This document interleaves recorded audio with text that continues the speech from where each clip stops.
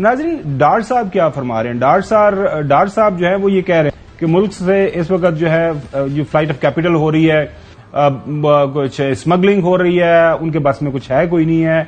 پہلے تو کچھ اور ان کے آثار نظر آتے تھے، لیکن اب تو بالکل جو بے بسی جو ان کے چہرے کے اوپر ہے یا ان کے بیانات سے بالکل جو ہے جھلک رہی ہے.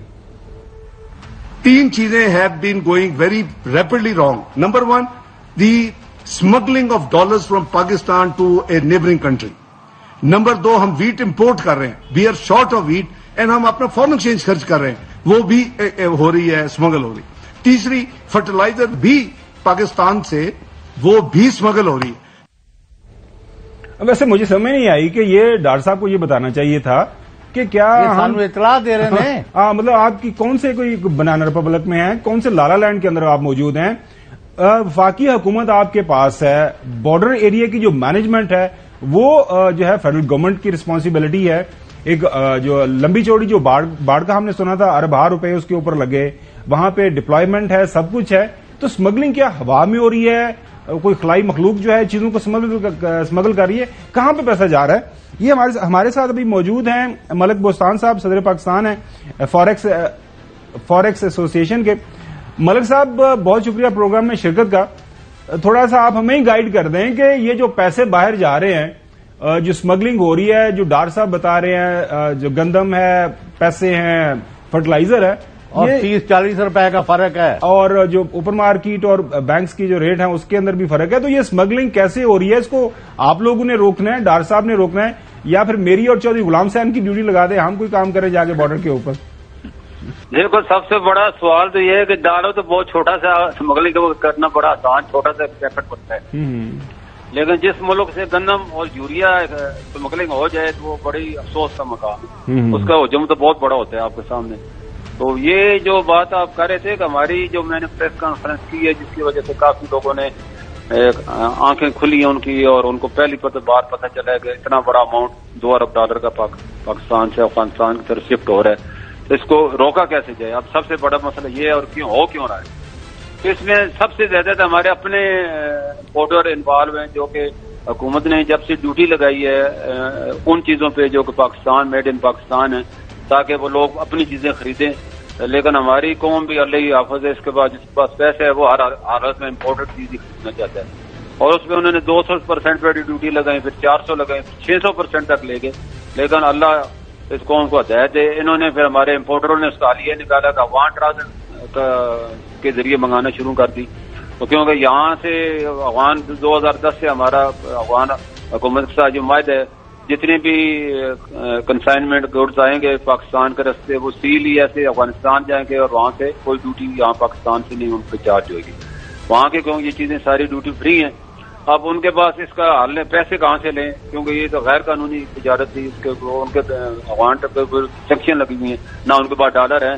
ہمارے ملک صاحب یہ بتائیں، یہ تو آن گراؤنڈ ہو گیا، حکومت وقت کو کیا کام کرنے چاہیے تھے جو حکومت نہیں کر پا رہی ہے، اور اس کی وجہ سے یہ مسائل پیدا ہو رہے ہیں آپ کو، یہ جو پھر ساری کی ساری اسمگلنگ ہونا شروع ہو گئی؟ اسی طرف میں آتا تاکہ ناظرین کو اور آپ کو پتہ چلے کہ انہوں نے ہمارے امپورٹروں نے اس کا حل کیا نکالا. انہوں نے حل اس کا یہ نکالا کہ جو حوالہ آپریٹر سے ان سے بینک ریٹ سے 30 روپے زیادہ ڈالر خریدنا شروع کر دیا، اور وہیں روک لیا، دبئی میں، سعودیہ میں اور یورپ میں. اب آپ دیکھا آپ کی ورکر ایویڈنس پہلے $3 ارب تھی، $3.25 ارب تھی، کم ہو کے $2 ارب پہ آ گئی. بالکل صحیح. اس کی وجہ یہ تھی کہ یہ افغان ٹرانزٹ کے جو ہمارے امپورٹر ہیں، اور انہوں نے ملی بھگت کر کے افغان والوں کے ساتھ $1 ارب وہیں روک لیے. اسی طرح $1 ارب کی ہماری ایکسپورٹ کم ہوگی. آپ نے دیکھا $3.25 ارب تھی، $2.5 ارب تھی، $3.25 ارب تک بھی گئی ہے، وہ کم ہو کے $2 ارب پہ آ گئی ہے.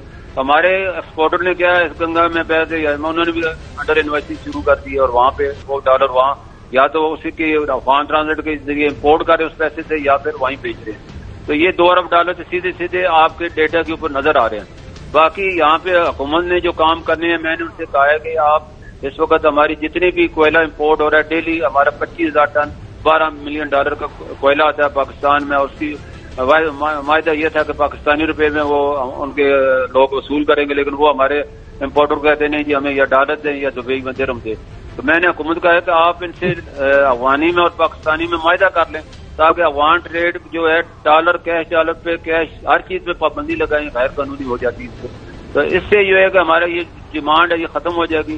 اس طرح 15,000 لوگ ڈیلی سفر کرتے ہیں، $1,000 انہیں آفیشلی الاؤ ہے، اس پہ پابندی لگا کے پاکستانی اور افغانی روپیہ الاؤ کر دیں، اس سے بھی ہمارے $10 سے $15 ملین بچ سکتے ہیں. یہ اس سے سر ہم سروائیو کر سکتے ہیں، اپنا یہ جو بحران ہے یہ ٹل جائے گا. لیکن یہ حکومت نے کرنے ہیں اور حکومت اس میں کوئی اتنا بڑا مشکل کام نہیں ہے، صرف طالبان کے ساتھ بات کرنی ہے اور ان کے کہنے کا وان ٹریڈ بھی اگر انہوں نے کرنا ہے ٹرانزیکٹ تو ہمیں لسٹ بتائیں، ان کی ضروریات کیا ہیں، اس سے زیادہ چیزیں جو ہو رہی ہیں اسکینر لگائیں نئی ٹیکنالوجی پہ جائے تو خود بخود یہ چیزیں رک جائیں گی.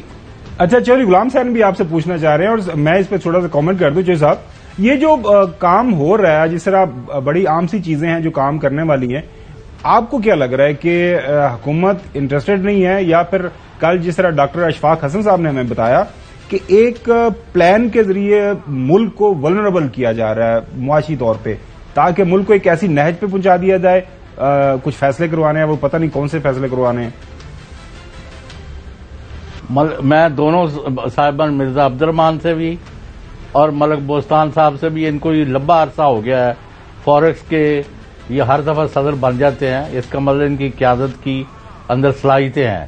میں ملک اور قوم کے لیے اللہ کے نام پر آپ سے کہتا ہوں کہ آپ 1 2 3 کر کے بتائیں کہ کس طرح ڈالر نیچے آ سکتا ہے، کس طرح امپورٹ کم ہو سکتی ہے، کس طرح ایکسپورٹ بڑھ سکتی ہے، اور جو 90% فیکٹریاں بند ہو گئی ہیں وہ کس طرح چالو ہو سکتی ہیں، اور سمگلنگ کس نے روکنا ہے.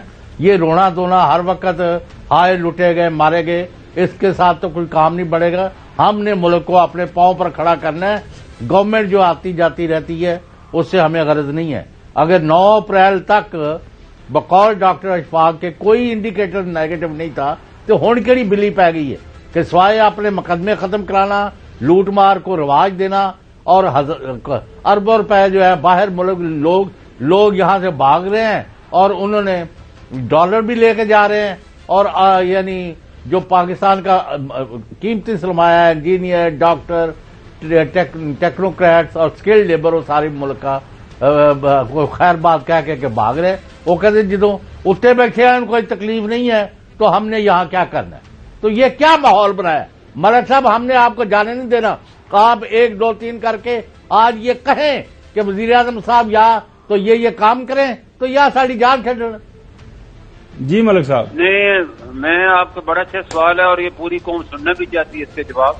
تو میں نے 1 2 3 جو آپ نے کہا ہے پہلا سوال تو میں نے خود اس کا جواب بھی دیا ہے کہ پہلا جو $15 ملین ہمارے افغانستان کے ساتھ بالکل بات کریں جاتے ہیں، بالکل صحیح، وہ سمجھ آ گئی. نمبر 2 وہ 15 روپے میں کیوں نہیں رک سکتے ہیں. اس کو کہیں گے پاکستانی اور افغانی، اس میں کون سا آپ نے مشکل فیصلہ کرنا ہے؟ صرف پابندی لگانی ہے نا، نمبر 1. نمبر 2 آپ نے جو کہ ہماری افغان ٹریڈ ہے جو کہ کیا ہی ڈالر پہ اور اس پہ پابندی لگائیں، اور ٹوٹل افغانی اور پاکستانی بینک ایل سی کے ذریعے کیش پہ ٹوٹل پابندی دیں. جب تک کیش سے ہوگا آپ کبھی بھی اس پہ قابو نہیں پا سکتے. جب بینکنگ چینل میں آ جائے گا آٹومیٹیکلی ہر چیز رک جائے گی، اس کی ڈیمانڈ ختم ہو جائے گی. اور نمبر 3 جو کہ ہماری مافیا ہے جو کہ ان کو بھی پتہ ہے، سب کو پتہ ہے، انڈر انوائسنگ کر رہی ہے، ہمارے اپنے امپورٹر اور ایکسپورٹر ہیں، ان کے خلاف ہمیں جدید ٹیکنالوجی سے کام لینا ہوگا.